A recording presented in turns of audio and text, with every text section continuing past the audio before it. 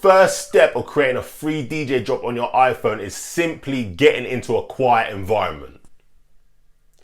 As you can see here, there's no distractions and there's no background noise. When you're recording drops on your iPhone, you need to make sure that there's no background noise to make sure that it's a nice quality recording. Step 2, head over to the Voice Memos app on your iPhone and you're gonna be presented with a big red button. This big red button is gonna record your DJ drop. Let me give you some examples. What's going on, people? I go by the name of DJ CB and you're now locked into the sounds of DJ James Hype.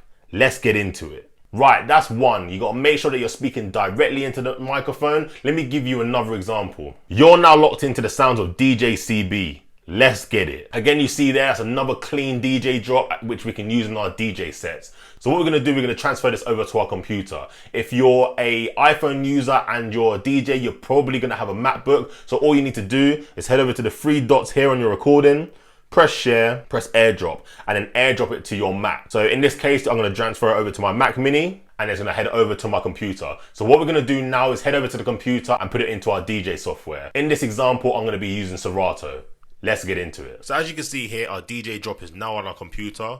All we need to do now is take this over to Serato. So what we can do is drag this recording, go over to Serato, and then place it into our sampler. So as you can see here now, our brand new DJ drop is now in our sampler. It's literally as simple as that, as adding your free DJ drop from your iPhone to your DJ software. Right, as you just saw there, it was so simple to drag our DJ drop from our iPhone straight over to our DJ software, which was Serato.